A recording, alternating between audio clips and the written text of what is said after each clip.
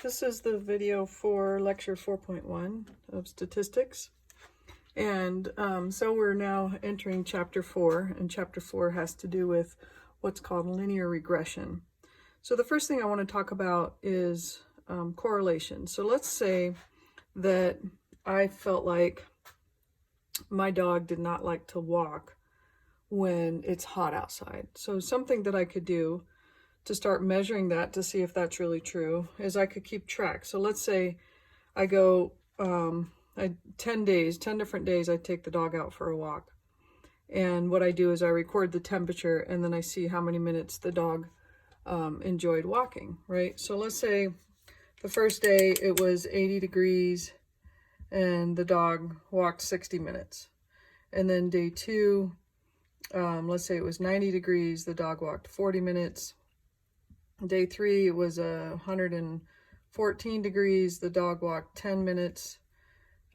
Day 4, it was 70 degrees, and that's kind of weird weather, although that is kind of what we're experiencing right now. The dog walked, let's say 40 minutes again. So, assuming I do that for 10 days, what I could do is I could plot each point on my graph, right? So day 1 was 80 degrees. The dog walked 60 minutes. So I would put a dot at 80 degrees, 60 minutes. Day 2 was 90 degrees and 40 minutes. So that's right there. Day 3 was 114 degrees and 10 minutes. So that's there. And then day 4 was 70 and 40. Okay, so this picture is what we call a scatter plot because we're just looking at the way all the dots are scattered around the page. All right, so I had 2 variables. I had the temperature and I had the time. The temperature would be called the explanatory variable. If you're comfortable with your algebra, that would be the x. And then the response variable is time, and that would be the y. So think of it this way. The explanatory variable is what always happens first. So the first thing I did was I took the temperature, and then I looked to see how many minutes the dog chose to walk once we established what the temperature was. So what we're doing is trying to collect enough data to see if we could predict the amount of time the dog will walk based on the temperature. So if I have enough data here, then I could get to where I could go, oh, it's 83 degrees today. That dog is going to walk 42 minutes. So, and obviously that's, a little bit silly, but the point is that this is why we collect the data, because we want to have the power of making relatively accurate predictions. Okay, so what do we do with the scatter plot? Let's say that I continued, for 50 days to gather this data. And let's say that, I was plotting all my points and it ended up looking something like this. Okay, so this is kind of my grouping. So what we're looking for is some sort of correlation. In other words, does it look like there's a correlation between the temperature outside and the number of minutes that the dog wants to walk? So in this case, I would say, yeah, it does kind of look like that, because what we're looking for is for the dots to end up in somewhat of a straight line fashion. So here, this is kind of a straight line, right? Is it positive or is it negative? In this case, it's negative. Think about your slopes when we were doing algebra. Okay, a negative slope went down as we were moving to the right. A positive slope went up as we were moving to the right. So I would say this looks like it has a negative correlation. So how do we measure that correlation? So we measure it by using what's called R, which is the correlation coefficient. And this number tells us whether it's positive or negative correlation and the strength of that correlation. So the strongest correlation you could have would be a positive one or a negative one. So if these dots, instead of looking like this, had actually looked like an actual straight line, then that would have been a perfect -1 score. That's the best you can get in the negative direction. In the positive direction, the very best you can get is a straight line going in the positive direction. The worst correlation you could get is a 0, and that means that there's really no correlation at all. What that would have looked like would be maybe something like this. Like I can't really discern any specific direction. Those points aren't really clustering in any kind of line, okay? So the worst you can get is 0, and if it's a negative correlation, then it can be anywhere between 0 and -1. The closer it gets to -1, the stronger the correlation is, and the more it's going to look like a straight line, okay?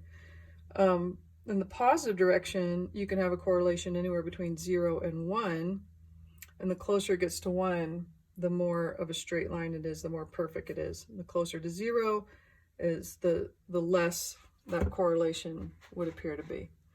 So when you're doing your homework, you can calculate your correlation coefficient R on StatCrunch using stat, regression, and then I think it's simple linear. And I have a video on this, and I also explain it in the homework help. So I would take a look at those when you're working those homework problems. But it's very easy, and then you just read what your correlation coefficient is.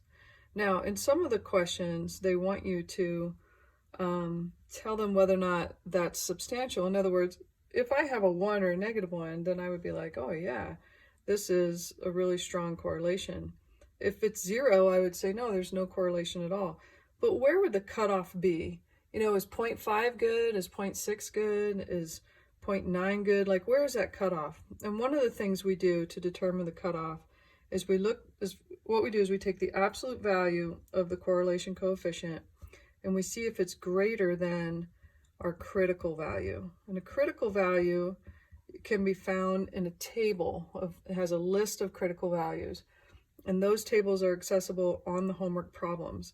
So you click into the critical value table, and all you have to do is know how many samples you had. So in this case, originally I graphed 4. So I would look for n is 4, and then my critical value, they would tell me what that number is. Let's say it's, I don't know, 0.781 or something like that. Well, as long as my correlation coefficient was greater than my critical value, then I would say, yes, this is a correlation. And I would then say if it was positive or negative. So why do we do the absolute value? Because, remember, you could have a negative relationship, and so you want to make it positive before you compare it to the critical value. Okay, so towards the very end of the homework, it talks about lurking variables. And lurking variables are variables that are happening.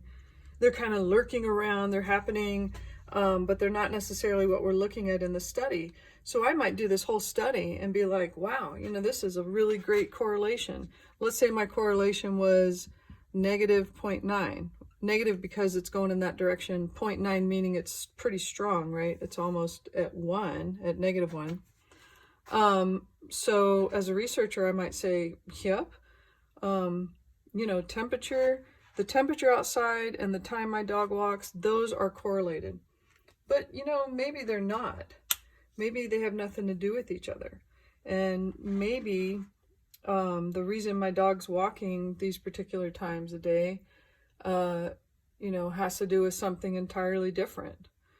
Like maybe when the temperature's hot, it turns out that somehow his collar gets hot and then he's in pain and he doesn't want to walk anymore, right? So it's not really the temperature per se that's dictating how many minutes he walks. It's what's happening to his collar. So that collar then would be what we call a lurking variable. It's the variable that's the root cause of the result. And even though these two seem correlated, it's not due to the original explanatory variable.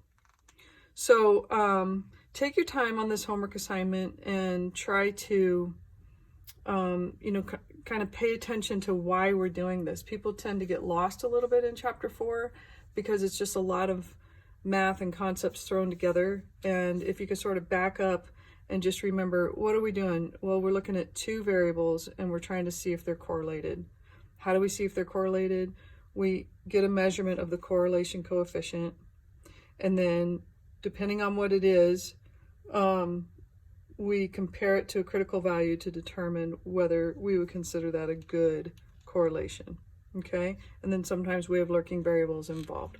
So that's in a nutshell 4.1. 4.2 is an extension of this.